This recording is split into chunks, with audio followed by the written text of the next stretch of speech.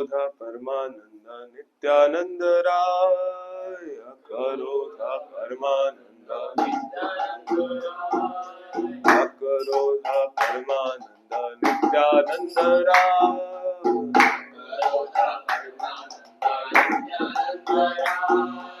अभिमान शून्य निताय नगरे बिड़ा,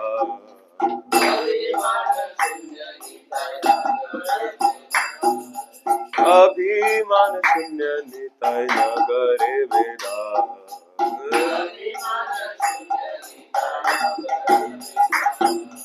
अधम पतित जीवे द्वारे द्वारे गिया, अधम पतित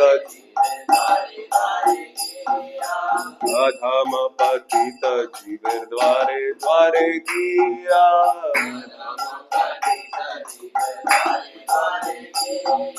हरि नाम महामंत्र दिनो बिलाइया,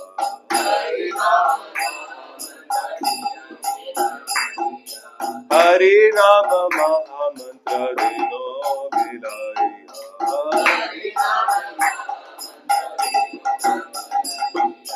तारे देखे तारे कहे दंते तृणाधारी,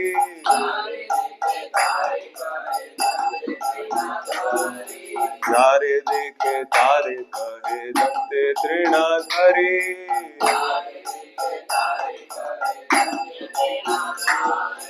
हमारे किनिया लो बोलो गौरा हरि,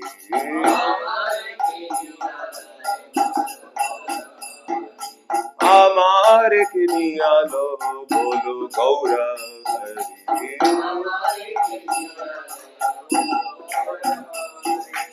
एता बोले नित्यानंद भूमे गड़ी जा,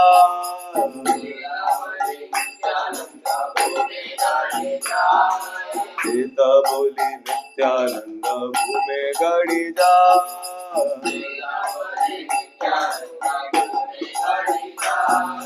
सोनार पर्वत जिनो झूलाते लोटा,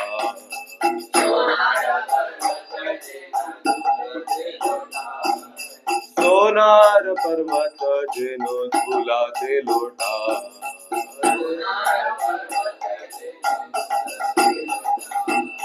तेनो अवतारे जारती न जन्मीलो,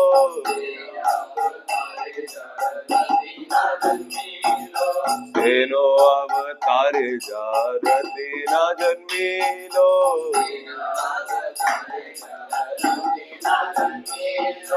लोचन बोले से पापी लो आरगे,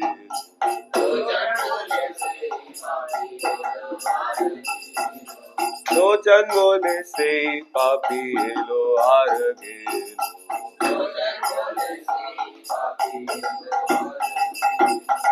अकरोध परमानंद नित्यानंद राय,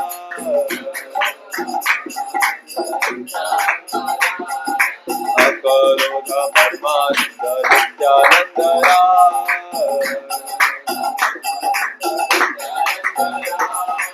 अभिमान शून्य निताय नगरे बिड़ा,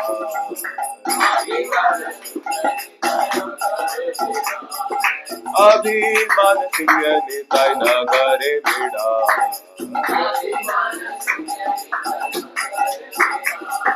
हरे कृष्ण कृष्ण कृष्ण हरे हरे, हरे राम राम राम हरे हरे,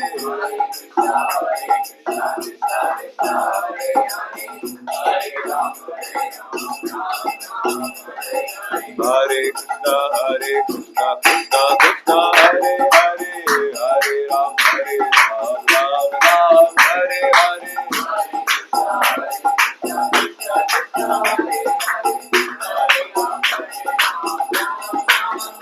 जय नित्यानंद राय, नित्यानंद राय, नित्यानंद राय, जय नित्यानंद राय,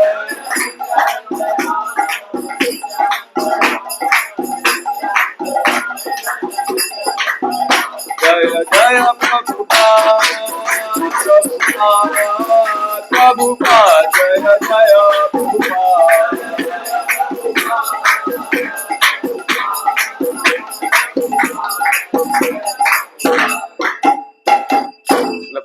प्रभुपाद की। तो हम इसको एक बार ट्रांसलेशन पढ़ लेंगे, सबने अगर खोल रखा हो तो वर्स बाय वर्स। चलो पहला मैं पढ़ लेता हूँ तो खोल लीजिए। The noble Lord Nityananda is never angry, for he is the personification of supreme transcendental bliss, devoid of any concept of false ego. Nitai wanders about the town, going from door to door in the residence of the most fallen and practical. He freely distributes the gifts of the Harinam Mahamantra. He exclaims to whomever he sees while holding straw between his teeth, "Please purchase me by worshipping God Hari." Saying this, Nityanand Prabhu rolls about on the ground, appearing like a golden mountain tumbling in the dust. Lochan Das Thakur says, whoever has not experienced the awakening of affection for such an avatar as this sinful person simply comes and goes uselessly in the cycle of repeated birth and death. Lochan Das Thakur कह रहे कि जिसका नित्यानंद प्रभु, गौर नित्यानंद प्रभु के प्रति कोई attraction नहीं है, रति नहीं है, उसका जन्म व्यर्थ है, ऐसे ही वो repeated cycle of birth and death में फंसा रहेगा। तो अब हम स्टार्ट करते हैं हमारे टॉपिक से, जो कि है वैष्णव टिकट। उससे पहले हम करेंगे मंगलाचरण। ओम अज्ञानतिमिरान्धस्य ज्ञानाञ्जनशलाकया चक्षुरुन्मिलितं येन तस्मै श्रीगुरुवे नमः। श्रीचैतन्यमनोभीष्टं स्थापितं येन भूतले स्वयं रूपः गदामह्यं ददाति स्वपदान्तिकम्। वन्देऽहं श्रीगुरौ श्रीयुतापदकमलं श्रीगुरुं वैष्णवांश्च श्रीरूपं साग्रजातं सहगण रघुनाथान्वितं तं सजीवम् साद्वैतं सावधूतं परिजन सहितं कृष्ण चैतन्य देवं श्री राधा कृष्ण पादान् सहगण ललिता श्री विशाखान्वितांश्च। हे कृष्णा करुणा सिंधु दीनबंधु जगतपते गोपेश गोपिका कांत राधा कांत नमोस्तुते। तप्त कांचन गौरांगी राधे वृंदावनेश्वरी वृषभानुसुते देवी प्रणमामि हरिप्रिये। वाञ्छाकल्पतरुभ्यश्च कृपा सिन्धुभ्य एव च पतितानां पावनेभ्यो वैष्णवेभ्यो नमो नमः। जय श्री कृष्ण चैतन्य प्रभु नित्यानंद श्री अद्वैत गदाधर श्रीवासादि गौर भक्तवृंद। हरे कृष्णा कृष्णा कृष्णा हरे हरे, हरे राम राम राम हरे हरे। नमो विष्णुपादाय कृष्ण प्रेष्ठाय भूतले श्रीमते भक्ति वेदांत स्वामिन्निति नामिने। नमस्ते सारस्वते देवे गौरवाणी प्रचारिणे निर्विशेष शून्यवादी पाश्चात्य देशधारण।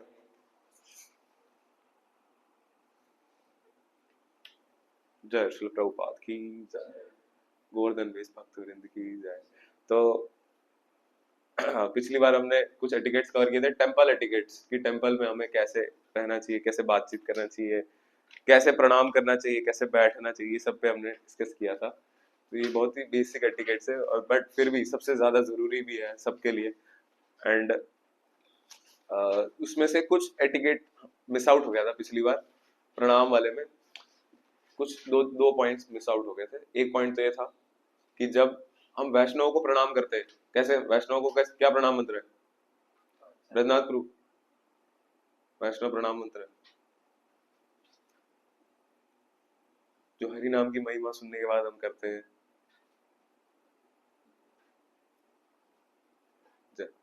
किसी को याद है? और फर्स्ट ईयर में किसी को आपको आता है?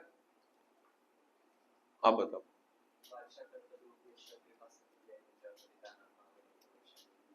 Yes, very good.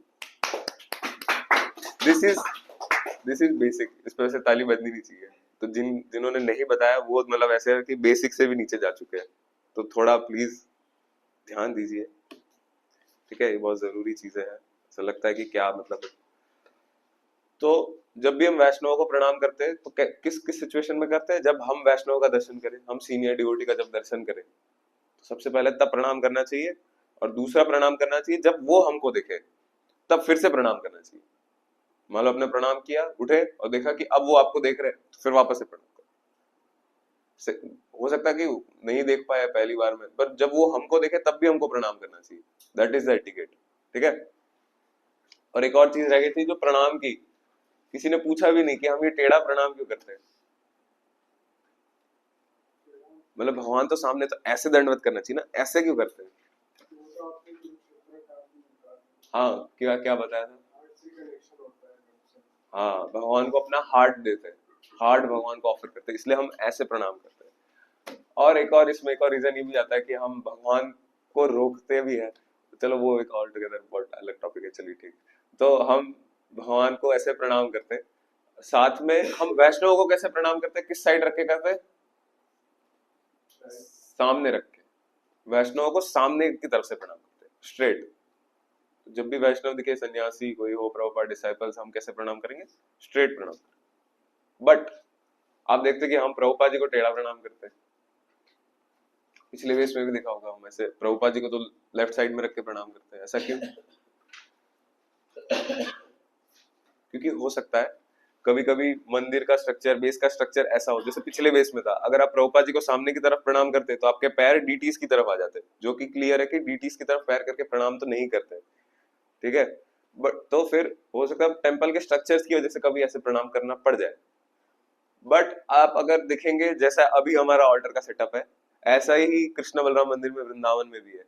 और आप देखेंगे प्रभुपाद डिसाइपल्स वहां पर कैसे प्रणाम करते हैं, हमेशा से प्रभुपाद जी को लेफ्ट साइड में रख करके। क्यों? क्यों? Guru is worshipped as God. Guru is not God, but Guru is as worshipable as God. साक्षात धरित्रेण समस्त शास्त्रेण। तो गुरु को हम लेफ्ट में रख के प्रणाम करते हैं, ऐसे सारे प्रभुपाद डिसाइपल्स करते हैं, एंड इसलिए हम भी ऐसे ही करेंगे। यदि आचरति श्रेष्ठ तदेवेतरो जना। तो ऐसे सामने रख के भी प्रणाम कर सकते हैं, ऐसा कोई दिक्कत नहीं, बट प्रभुपाद जी को भी हम अपना हार्ट ऑफर करना चाहिए, तो हम लेफ्ट में रख के ही प्रणाम करते हैं। जनरली आप देखेंगे अमोघ प्रभु जी उस दिन बेस आए थे, प्रभु जी ने भी प्रभुपाद जी को लेफ्ट में रख के प्रणाम किया, लेफ्ट साइड से, ठीक है। और अगर कोई डेमी गॉड्स होंगे तो उनको हम कैसे प्रणाम करेंगे? देवी देवता, ब्रह्मा जी, हाँ, राइट साइड से, यस, राइट साइड से हम उनको प्रणाम करते हैं, क्योंकि जनरली ऐसा बताया जाता है कि right side of our body is more active, तो इसलिए हम राइट साइड से उनको प्रणाम करते हैं। ये सिग्निफाई करता है कि हम उनकी सेवा के लिए तैयार हैं, ठीक है। राइट साइड से प्रणाम करने का क्या मतलब है? देवी देवताओं को सेवा के लिए तत्पर है। और भगवान को लेफ्ट साइड से प्रणाम करने का क्या मतलब है? हार्ट ऑफर करते हैं, ठीक है, ठीक है, ठीक है, क्लियर, क्लियर है, क्लियर है।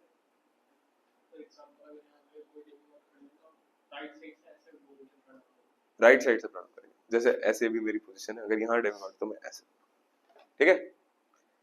हालांकि जनरली वो देखा नहीं जाता भक्तों के जीवन में, ठीक है, जो। तो नेक्स्ट एटिकेट हम देखने वाले हैं ड्रेस एंड अपीयरेंस। ड्रेसिंग और अपीयरेंस बहुत ज्यादा जरूरी है। एक डिवोटी की ड्रेसिंग ऐसी होनी चाहिए कि देखने वाले को कृष्ण का स्मरण हो। अगर हमारी वजह से कृष्ण का स्मरण किसी को हो रहा है तो भगवान इससे बहुत खुश होते हैं कि इस फला फला भक्त की वजह से दूसरे लोग भक्त बन रहे, दूसरे लोगों को कृष्ण का मेरा स्मरण आ रहा है, भगवान ऐसा, ये सोच करके भगवान प्रसन्न होते हैं। तो डिवोटी की ड्रेसिंग कैसी होनी चाहिए? Simple and presentable. सिंपल होना चाहिए, जैसे हमारा ये व्हाइट धोती कुर्ता होता है, सिंपल, सबसे सिंपल। ऐसा नहीं कि हम थोड़ा चटक मटक तड़कता फड़कता कुछ पहन के आ गए कि प्रभु जी भगवान के भक्त बनाने के लिए, हम लोगों को अट्रैक्ट करने के लिए मैं ऐसे पहन लिए मॉडल वाले कपड़े, ये नहीं। सिंपल ड्रेस, सिंपल ड्रेसिंग होनी चाहिए, व्हाइट धोती कुर्ता, और क्लीन होना चाहिए, प्रेजेंटेबल होना चाहिए। ऐसा नहीं कि इसमें पूरा उसकी बैंड बजी हुई, ऐसे सिलवटें, इतनी सारी सिलवटें कि थोड़ी बहुत तो चलो हो सकती है, हो जाती है, बट एकदम सिलवटें बहुत ज्यादा है या बहुत ज्यादा गंदा है, तो ये बिल्कुल भी अच्छी चीज नहीं है। क्योंकि फिर लोग यही समझेंगे कि कृष्ण के भक्त क्या होते हैं, जो ऐसे मैले कुचैले से रहते हैं, गरीब लोग, ऐसे ऐसे से दिमाग में विचार आते हैं लोगों के। तो हमारी वजह से भगवान का ग्लोरी कम, तो भगवान की ग्लोरी हमारी वजह से कम नहीं होनी चाहिए। हम सिंपल ड्रेस ही पहनेंगे, बट क्लीन और प्रेजेंटेबल होना चाहिए वो ड्रेस, ठीक है। तो मंदिर में आते टाइम, संडे को मंदिर जाते हैं या बेस में मॉर्निंग प्रोग्राम में, सबसे जरूरी बेस में एटलीस्ट मॉर्निंग प्रोग्राम में या किसी फेस्टिवल के दिन हमको क्या पहनना चाहिए? धोती कुर्ता। और माताओं के लिए होता है साड़ी, और माताओं के लिए एटिकेट होता है साड़ी पहनते तो गोपी ड्रेस भी पहनते, but etiquette wise sari is the best. तो माताएं क्या करती है, अपना अगर गोपी ड्रेस पहनती तो हेड कवर रखती, that is the etiquette. Man के प्रेजेंस में वुमेन को अपना हेड कवर्ड रखना चाहिए। देखिए आप ऐसे देखेंगे कि बहुत सारे ऐसे भक्त हैं जो मंदिर में और वैष्णविया है जो, और जो पुरुषों के आगे ना हेड कवर रखती है, दैट इज द एटिकेट, ये होना चाहिए। और इसके अलावा कोई भी क्लोथिंग मंदिर में नहीं पहननी चाहिए, कोई भी मतलब कोई भी, ठीक है, दैट इज द स्टैंडर्ड। तो हमें स्टैंडर्ड को फॉलो करना चाहिए। और एटलीस्ट बेस के मॉर्निंग प्रोग्राम में, कम से कम मॉर्निंग प्रोग्राम में तो धोती कुर्ता पहन लेना चाहिए, कितने भी महीने हुए हो, पहला ही दिन हो या नए नए भक्त हो या पुराने भक्त हो, सबको धोती कुर्ता पहन के आना चाहिए, ठीक है। पहनेंगे सारे भक्त? लगता नहीं पहनेंगे क्या? हाँ क्या, हरि बोल, हाँ हाँ कर रहे हो, ठीक है। और एक और जरूरी चीज, भक्तों को कभी भी ऐसे फैशनेबल और ऑपुलेंट क्लोथ्स नहीं पहनने चाहिए। फैशनेबल और ऑपुलेंट क्लोथ्स नहीं पहनने चाहिए। अननेसेसरी जो आइटम्स है, क्रीम लगाना, परफ्यूम लगाना, ये सब कुछ नहीं करना चाहिए, ठीक है। एक तो ये जो होता है हमारी बॉडीली कॉन्शियसनेस को और ज्यादा बढ़ाता है, हम बॉडी से और ज्यादा अटैच होते जाते हैं, जैसे जैसे हम सजते संवारते खुद को, वैसे वैसे अटैचमेंट और बढ़ता है। हमको ट्रांसेंड करना है बॉडीली अटैचमेंट को, और हम इसमें और फंसते जाते हैं। तो बॉडी को क्लीन रखना है, कपड़ों को भी क्लीन रखना है, बट सिंपल होने चाहिए कपड़े। और ऐसा खुद पे कुछ ऐसा जेल लगा के आए भक्त, ऐसे बाल बना के, हालांकि मेरे भी बने हुए हैं पर जेल नहीं लगाता मैं, और परफ्यूम लगा रहे हैं, भले ही वो भगवान को ऑफर्ड ही क्यों ना हो, तो भी वो परफ्यूम हमको नहीं लगाना चाहिए। बस हम लोग ऑनर करने के लिए एज महाप्रसाद उसको लगाते हैं, हाथ पे लगा सकते हैं, अपर बॉडी पे लगा सकते हैं, बट एज परफ्यूम की तरह उसको यूज नहीं करना चाहिए कि चलो कॉलेज जा रहा हूँ करके लगा के कॉलेज चले गए और माताओं को इम्प्रेस कर दूंगा। ये मेंटालिटी नहीं होनी चाहिए किसी भी वैष्णव के अंदर, क्योंकि महाप्रभु ने रघुनाथ दास गोस्वामी को भी इंस्ट्रक्शन दिया था कि भाल ना खाई प्यार भाल ना पेरी। तो do not eat opulent food and do not wear opulent dress. भाल ऑपुलेंट नाइस नाइस क्लोथ्स, ठीक है। और सबसे जरूरी बात, मॉर्निंग प्रोग्राम के लिए एटलीस्ट हमको फ्रेश क्लोथ्स पहन के आना चाहिए। इस ग्रेस अमोघ लीला जी बताते हैं कि एक बार अगर आपने कोई कपड़ा पहना, ठीक है, तो वो ओवर द नाइट मूची हो जाता है। ऐसा नहीं है कि आपने खोल दिया, प्रभु जी मैं तो इसमें सोया नहीं, या मैंने तो इसमें प्रसाद पाया नहीं, तो एकदम पवित्र है प्रभु जी, तो ऐसा नहीं है। एक बार अगर आपने कुछ कोई भी कपड़ा पहना और नेक्स्ट डे तक वो मूची हो जाए, भले आप उसको खोल के रख दो, पहनते ही खोल के रख दो, तो भी वो मूची है नेक्स्ट डे के लिए। तो हर मॉर्निंग प्रोग्राम में हमको फ्रेश धोती कुर्ता पहन के आना चाहिए, ठीक है। और क्लीनलीनेस पर्सपेक्टिव से भी ये बहुत अच्छी चीज है। मेरे को भी डॉक्टर ने, स्किन स्पेशलिस्ट डर्मेटोलॉजिस्ट ने रिकमेंड किया कि रोज नए कपड़े पहनो, एक भी बार रिपीट मत करो कोई भी कपड़ा। तो ये स्किन हेल्थ के लिए भी बहुत अच्छा है, और स्पिरिचुअली आपको एलिवेट करने के लिए भी बहुत अच्छा है, क्योंकि एक्सटर्नल से हमारा इंटरनल इम्पैक्ट होता है।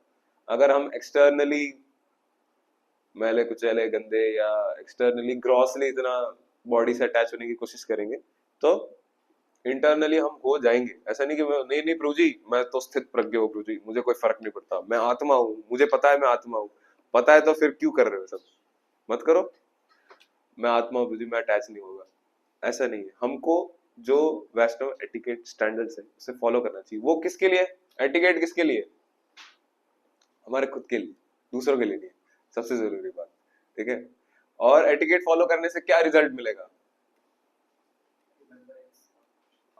सततम स्मर्तव्यो Vishnu, always remember Krishna, never forget Krishna. बोलिए मेरे पीछे, always remember Krishna, never forget Krishna, ठीक है। और lord Chaitanya said that a Vaishnava is one who when seen reminds one of Krishna. Hence, all devotees must be particular in regard to the following, which marks out one as a Vaishnava. तो महाप्रभु कुछ चीजें बताते हैं, तो ये जो सारी चीजें एटिकेट्स में बताए गए, कुछ कुछ चीजों को लेकर के ये हमें हमारे अपीयरेंस में लाने चाहिए। तो सबसे पहला है तिलक।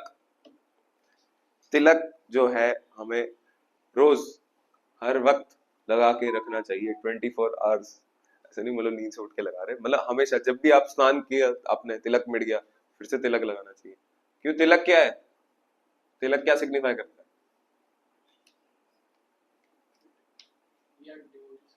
We are devotees of the Lord. देखने वाले को भगवान का रिमेम्बरेंस आता है। और होता क्या है सर, तिलक हम क्या सोच के लगाते, क्या भाव से लगाते कि ये क्या है, ये मार्क क्या बताता है? तिलक मेरा लगा है नहीं, पता नहीं। मीनिंग उसका हाँ, तिलक क्या चीज है, क्या बना रहे होंगे? हाँ, ये भगवान का चरण है विष्णुपाद, और ये तुलसी महारानी, तो भगवान के चरणों में तुलसी ऑफर करा। ये भी एक मोड है। एक और मोड होता है कि ये दो चरण है राधा और कृष्ण के, और दोनों राधा और कृष्ण कहाँ जाके मिलते हैं? वृंदावन, तुलसी महारानी का वृंदावन। तो इसलिए ये भी इसको सिग्निफाई करता है। और रूप गोस्वामी ने हमें कितने तिलक दिए, कितने तिलक लगाने चाहिए शरीर पे? 12। कौन सी जगह? अपर बॉडी पे सारे 12 तिलक। जिसको नहीं याद है प्लीज, वो हमारे पास वो भी है चार्ट जो हम चिपका देंगे, ठीक है, लैमिनेट करा के, उसको सब देख सकते हैं। तिलक के मंत्र सबको याद होने चाहिए कि कौन सा तिलक लगाते टाइम कौन सा मंत्र पढ़ते हैं। शुरू में हो सकता है दिक्कत तो मुझे भी होती थी, नया नया था जब भी, बट फिर धीरे धीरे याद हो जाता है, लगाते लगाते उसको देखते देखते लगाइए, एक दिन याद हो जाएगा कौन सी जगह पे कौन सा तिलक लगना है, क्या मंत्र बोलना है। भगवान के नाम का उच्चारण करते हुए हम लगाते हैं, ओम केशवाय नमः, ओम नारायण नमः, ओम माधवाय नमः, ओम गोविंदाय नमः, ऐसे करके 12 तिलक लगाते हैं। और तिलक कभी भी 13 नहीं होते, भक्त इधर भी तिलक बनाते हैं। तो his grace Gopi Baba ji is very strict in this matter. वो तो डांट देते जो भी अगर कोई 13वां तिलक लगा के घूमता है, क्योंकि रूप गोस्वामी ने 12 तिलक ही दिए, 13वां तिलक नहीं है। वैष्णव एटिकेट मैनुअल में भी दे रखा है, अगर थोड़ा सा तिलक बच जाए, मान लो हल्का सा बचा है, तो उसको यहाँ लगा सकते हैं, ओम वासुदेवाय नमः।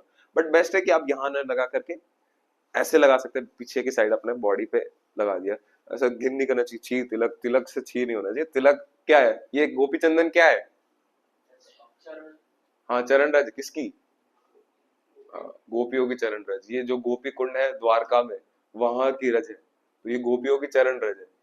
और तिलक हमेशा क्लीन होना चाहिए। तिलक भी अब क्लीन हो सकता है, तो कैसे तिलक कैसे क्लीन होता है? तो तुलसी महारानी एकदम क्लियर होनी चाहिए, ऐसे फैल नहीं रहा हो तिलक, बीच से तिलक हमेशा साफ होना चाहिए। अगर तिलक बीच से साफ नहीं है, तो भक्ति सिद्धांत प्रभुपाद जी कहते थे कि ये विष्णु पाद नहीं, ये कुकुर पाद है। मतलब कि ये भगवान विष्णु का चरण नहीं है बनाया आपने, आपने कुत्ते का पैर बनाया, कुत्ते की टांग है ये। तो जो 12 तिलक हम लगाते हैं, सारे तिलक बीच से क्लीन होने चाहिए, और उसमें तुलसी पत्र बनना चाहिए, ना कि कुछ फैला सा कुछ होना चाहिए। ओके। दूसरा अपीयरेंस में आता है हेयर्स। तो हेयर हमेशा नीट एंड क्लीन, छोटे होने चाहिए। ऐसा नहीं लंबे लंबे जुल्फे ऐसे करते रहते भक्त बीच बीच में क्लास में ऐसे से उड़ाते रहे, या फूक मारते रहे बाल उड़ाने के लिए, तो ये सब नहीं करना चाहिए। और जो ब्रह्मचारी और सन्यासी होते हैं, उनको तो अपना हेड शेव रखना चाहिए हमेशा, एटलीस्ट वंस अ वीक तो हेड शेव करना चाहिए, ये उनके लिए एटिकेट है।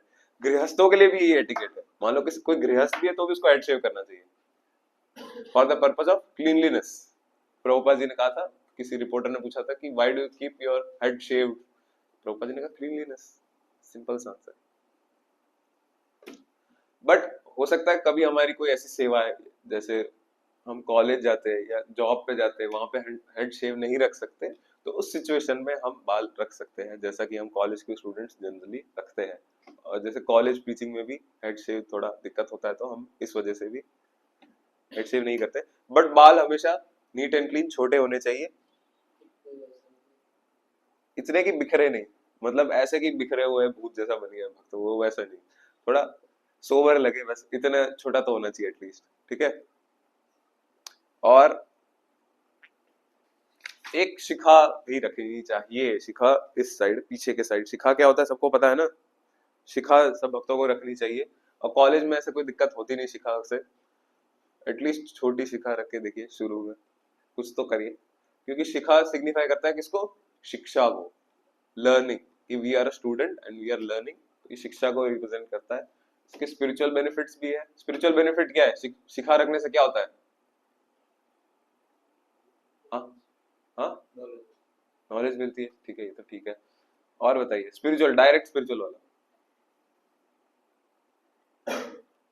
जब विष्णु दूत किसी सोल को लेने आते हैं, तो कैसे निकालते सोल? यमदूत तो अलग अलग बॉडी पार्ट से निकालते, बट विष्णुदूत जब किसी सोल को निकालते तो शिखा से निकालते। शिखा होती तो वो निकाल लेते इजीली। ऐसा नहीं कि हर शिखा रखने वाले को ले जाएंगे, बट जब ले जाने आएंगे तो शिखा से लेके जाएंगे, ठीक है। और क्या बेनिफिट है? चैतन्य महाप्रभु के एक पार्षद थे, पूरे डिटेल में नहीं जाएंगे, वो महाप्रभु को छोड़ के जा रहे थे, तो महाप्रभु ने उनको शिखा से पकड़ के रोक दिया। तो जो महाप्रभु के भक्त भी है, जो रिप्रेजेंटेटिव है गुरु, गुरु भी हमें शिखा से कंट्रोल करते हैं। हम अपना कंट्रोल गुरु के हाथ में देते हैं। गुरु कैन कंट्रोल अ डिसाइपल। तो शिखा हमेशा होनी चाहिए, सबके साथ होनी चाहिए, ठीक है। शर्माना नहीं चाहिए इसमें बिल्कुल भी, तिलक में शर्माना नहीं चाहिए। और शिखा का साइज कितना होना चाहिए?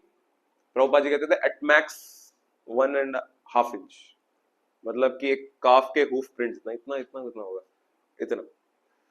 तो काफ जो छोटा गाय का बछड़ा होता है, उसका जो हूफ प्रिंट, मतलब उसका जो पैर का जो चिन्ह होता है, उतना साइज का शिखा होनी चाहिए, ठीक है। इससे ज्यादा बड़ी हुई तो प्रभुपाद जी कहते हैं मतलब कोई और संप्रदाय के, आप गौड़िया संप्रदाय में इतनी बड़ी शिखा नहीं रखी जाती। और लेंथ जो होती है शिखा की, उसका कोई डेफिनेट वो भी नहीं है, और शास्त्र में भी कहीं मेंशन नहीं है कि शिखा का साइज कितना चाहिए, but Gaudiya Vaishnava generally 1.5 inch रखते हैं एज पर शिला प्रभुपाद, ठीक है।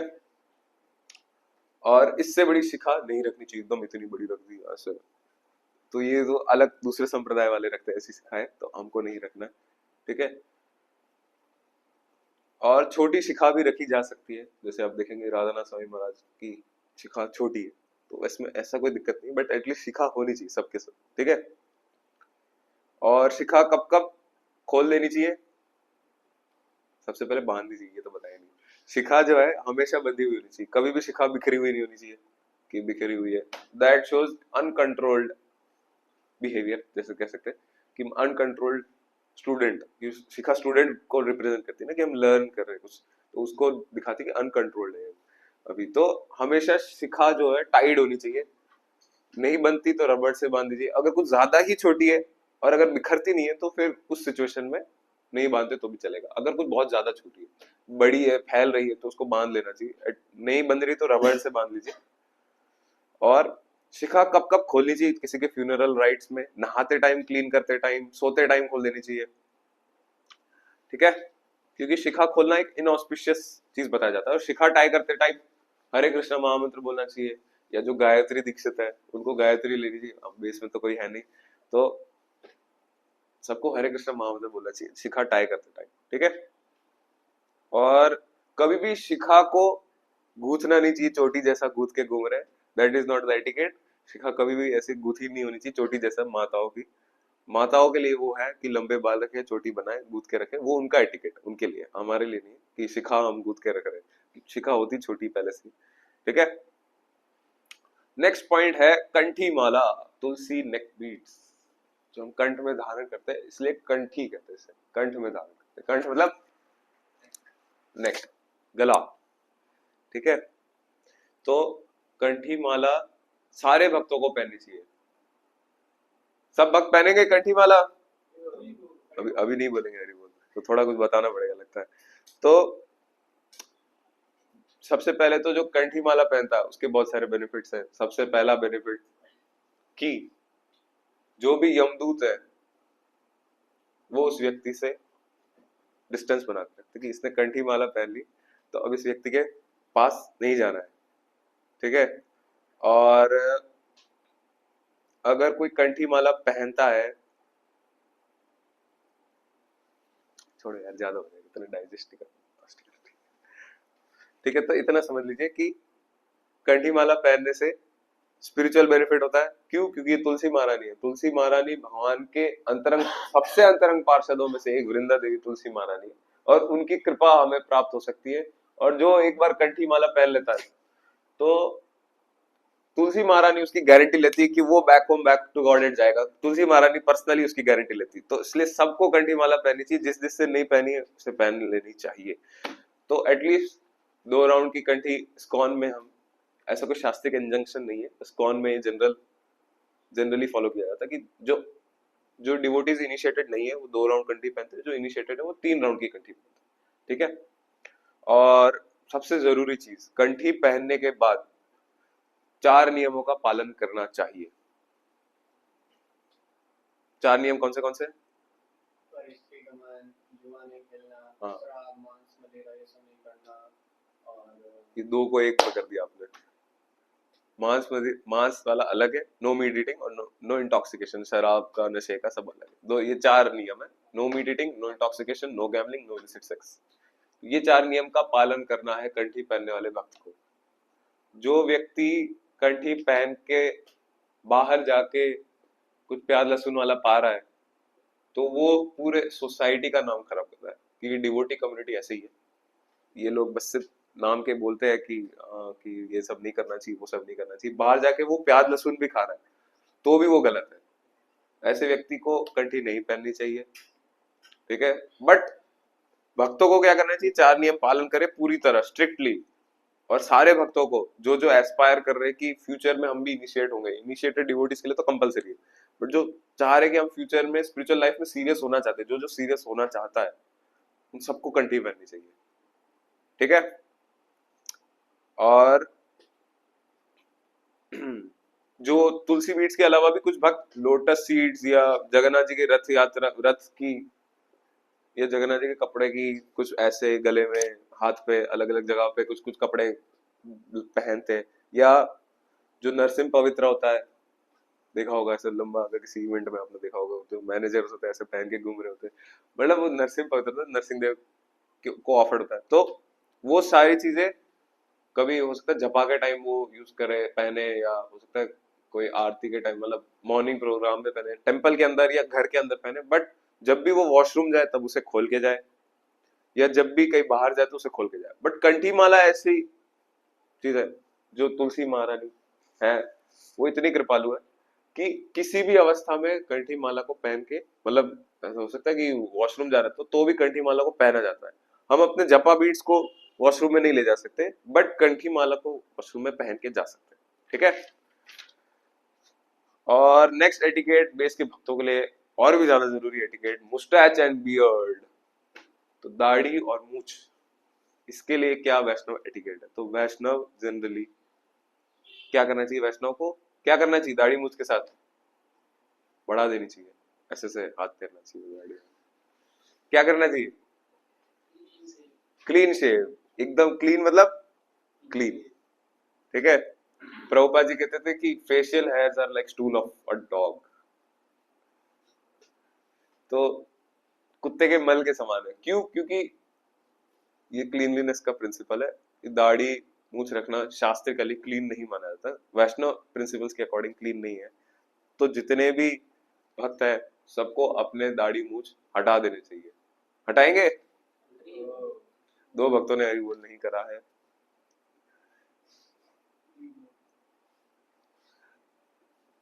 देखिए, ऐसा नहीं है कि आप मूछ रखेंगे तो आप कुछ सुंदर लगेंगे, ऐसा कुछ। मेरा पर्सनल एक्सपीरियंस है, मैंने जितने भक्तों को देखा है, मूछ हटाते एक बार वो थोड़े अजीब लगते हैं, एक बार के लिए लगता है कि क्या हो गया एकदम से इसको, बट फिर वो धीरे धीरे वो ज्यादा अच्छा लगता है। फिर आप पुरानी फोटो देखोगे ना, दाढ़ी मूछ वाली या मूछ सिर्फ मूछ वाली, तो आप बोलोगे ये क्या था। मेरे साथ पर्सनली ऐसा हुआ है, तो मैं भी ये एक्सेप्ट करता हूँ। तो ऐसा नहीं कि हम फैशन के लिए हम लोग ने दाढ़ी मूछ बढ़ा रखी है, ऐसा नहीं करना चाहिए। बट जो शेव करने का एक एक्सेप्शन है कि कब शेव नहीं करना चाहिए, तो शास्त्रिकली तो एकादशी पे नहीं करना चाहिए या चतुर्मास में नहीं करना चाहिए। बट हम हमारी एक प्रीचिंग ऑर्गेनाइजेशन है, तो श्रील प्रभुपाद जी ने कहा है कि you can shave regularly daily, मतलब प्रीचर्स जो है वो एकादशी पर भी शेव कर सकते हैं, और हमको चतुर्मास में भी शेव करना चाहिए। एकादशी पे भी हम लोग को जहां तक हो सके वैसे तो अवॉइड करना चाहिए, पहले ही शेव करके रेडी रहना चाहिए। बट जरूरत पड़ने पर प्रीचिंग के लिए अगर नेसेसिटी है, दाढ़ी बढ़ रखी है, कुछ ऑप्शन नहीं है, तो शेव कर लेना चाहिए, क्योंकि उससे प्रीचिंग में असिस्ट कर रहे हैं, हम भगवान की सेवा के लिए कर रहे हैं। बाकी अगर, क्योंकि एकादशी पे इसलिए ऐसा नहीं करते हम शेव कि अगर ब्लीडिंग हो जाता है तो फास्ट ब्रेक हो जाता है, इसलिए हम एकादशी पे शेविंग नहीं करते, ठीक है। नेक्स्ट और एक और इम्पोर्टेंट चीज है क्लीनलीनेस। हाँ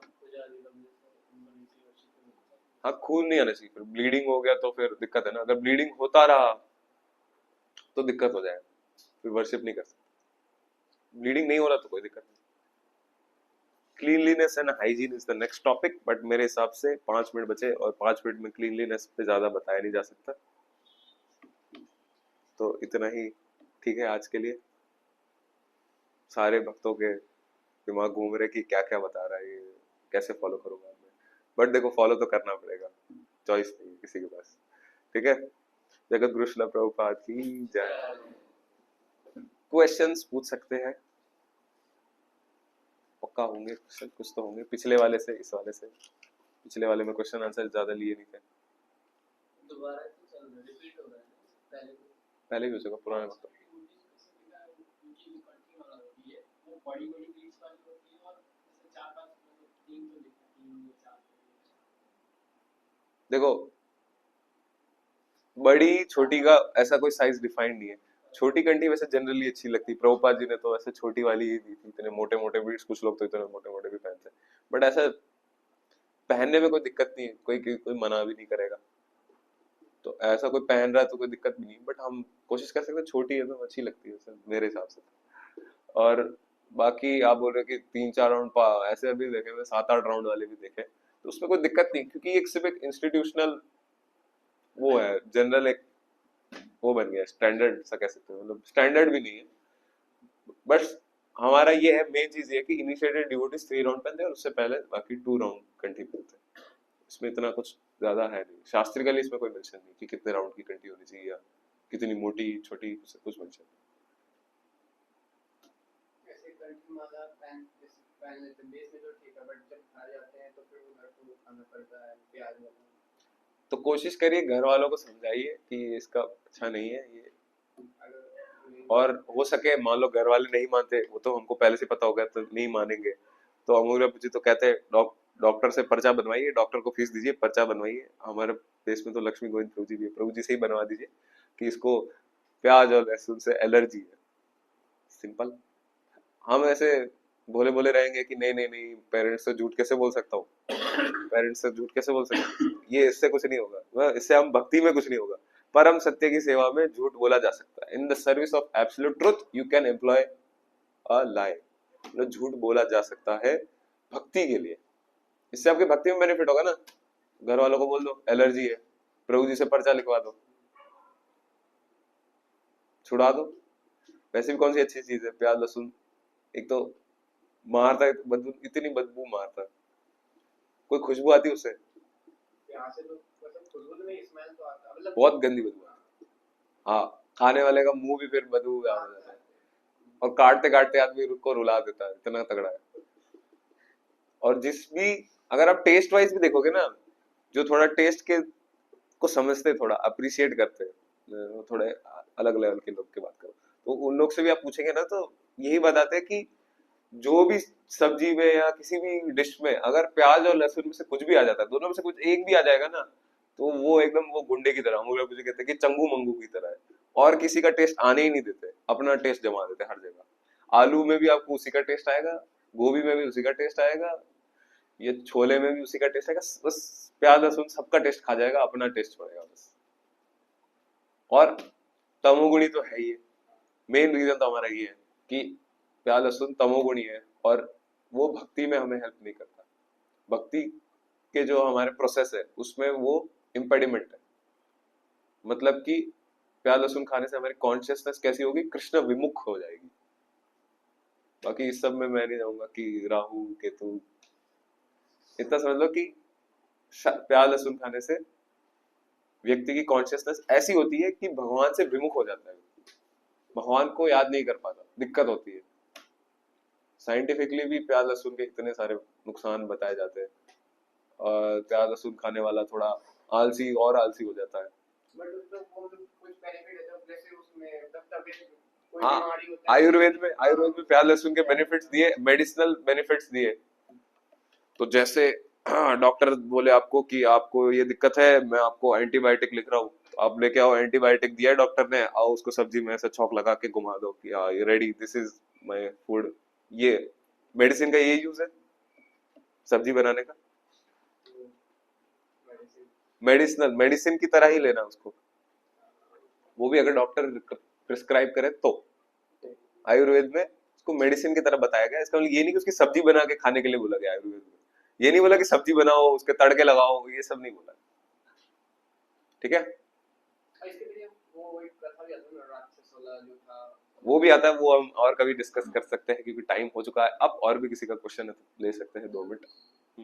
शास्त्रीय प्रमाण क्या है कि मतलब जैसे प्याज लहसुन एक लॉजिक तो है कि क्योंकि भगवान को भोग नहीं मिल सकता तो हम पाप खा रहे हैं, तो इसीलिए पाप है खाना। हाँ। पर वो मतलब वो शास्त्र में कहा लिखा है कि मतलब ये इसको मतलब नरकगामी है खाने से, ये चीज। जैसे एक बार अमूल्य जी ने बताया था कि प्याज लहसुन खाने से गौ हत्या का पाप भी लगता है, हाँ, कि एक कल्प में गाय के मांस से और हड्डी से प्याज और लहसुन उस जगह से उगता है, तो जो ये खा रहा है तो गौ हत्या का पाप लग रहा है, बीफ खा रहा है भाई साहब, तो मतलब उस लेवल का पाप लगता है, ठीक है। मतलब कथा सुनाने का टाइम है नहीं, कथा हाँ, है इसलिए शास्त्र है। अलग अलग कल्प में अलग अलग चीजें होती है, बट अभी इतना टाइम नहीं है बताने जितना। और किसी का कोई क्वेश्चन एटिकेट से रिलेटेड, प्याज लहसुन से रिलेटेड? हाँ well, प्याज लहसुन कुछ अलग है। हाँ पूछिए। मतलब कि ऐसे होता है कि भगवान के नाम का लिखा हुआ टी शर्ट या फिर टैटू नहीं बनाना चाहिए, फिर नहीं तो पानी सब जाता है तो फिर हाँ कौन ये सा भी आगे आएगा, पानी में ये इस जाता है, वैष्णव एटिकेट में आएगा।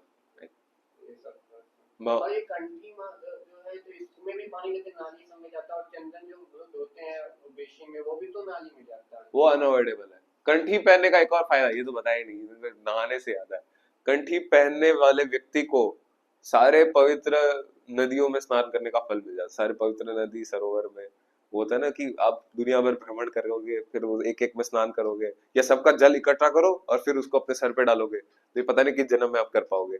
बट कंठी पहनने वाले को वो तुरंत वही फल मिलता है, नॉर्मली वो नहाता है तो भी वो सारे पवित्र जलों में स्नान कर रहा है। महाकुंभ में त्रिवेणी संगम में तो जो सब सब एक ही बात, हाईएस्ट। और उसका बताइए। अच्छा ये जो और ये तो देखिए अनअवॉइडेबल है बहुत सारी चीजें, ये तो होता है, इसका आंसर तो एग्जैक्टली तो मुझे नहीं पता। ये कुछ चीजें अनअवॉइडेबल होती है, वो अवॉइड कर ही नहीं जा सकती, अगर भक्ति करना है तो कुछ चीजें तो करनी पड़ेगी। ऐसा नहीं हम ग्रॉसली डिसरिस्पेक्ट तो नहीं कर रहे, बट हाँ ठीक है, पहले वो हमको टच हो रहा है ना वो जल, तो इस हिसाब से तो वो क्या कहते हैं, फिर वो हमारा वाला हो गया ना, त्यागा हुआ, समझ नहीं रहा। जैसे आप प्रसाद पाते हो, ठीक है, फिर उसको त्यागते हो, तो त्यागते टाइम फिर वो दिक्कत नहीं है ना, क्योंकि टॉयलेट में जा रहा है तो, समझ नहीं रहे आप। हाँ मतलब प्रसाद कैसे त्यागते हो? पाके मतलब जो अगले दिन वॉशरूम जाके त्यागते हो ना, हाँ वो प्रसाद ही था, बट उसका जो स्पिरिचुअल बेनिफिट था वो आपको मिल गया। अब उसके बाद जो उसमें जो बाकी बचा हुआ आइटम था वो निकल गया, उसका स्पिरिचुअल बेनिफिट, न्यूट्रिशनल बेनिफिट सब कुछ मिल गया आपको, और वो बाकी था वो निकल गया, ठीक है। तो ऐसा सही कुछ इधर भी होता है, तो जल का वो आपको मिल गया बेनिफिट, ठीक है। और भी इसमें मैं पूछ के बता दूंगा अगर ऐसा कुछ है तो, ठीक है। पर ये है कि कंठी खोल के नहीं नहाना चाहिए, कंठी खोल के नहीं नहाना चाहिए, पहन के नहाने में ज्यादा फायदा है, ठीक है। ऐसे नहीं खोल के नहा रहे वक्त डर के में। तो कंट्री मतलब कैसे खाएं, मतलब कोई इवेंट या फिर ऐसी दुकान से खरीद के डायरेक्ट पहनो? किसी सीनियर डिवोटी से पहन सकते हैं, लेके आइए भगवान को ऑफर करिए, और किसी सीनियर डिवोटी से पहना दीजिए। जैसे ज्यादातर बेस के भक्तों ने अमोघ जी से पहनी है, या कोई किसी सीनियर डिवोटी से, महाराज से, सन्यासी से पहन सकते हैं, ठीक है। और कोई क्वेश्चन एटिकेट से रिलेटेड किसी को नहीं है? ठीक है। जगत गुरु श्रील प्रभुपाद की जय, गोवर्धन बेस भक्त वृंद की जय, निताय गौर प्रेमानंदे, हरि हरि बोल। So we'd like to thank Sudhir Prodi for this wonderful lecture. Wonderful तो Loudly नहीं, chanting मुंह देखा सब। Hare हरे कृष्णा कृष्णा कृष्णा कृष्णा हरे हरे, हरे Ram Ram Ram Hare Hare. Sudhir Prodi ki jai, Jagad Guru Srila Prabhupada ki जय। jai.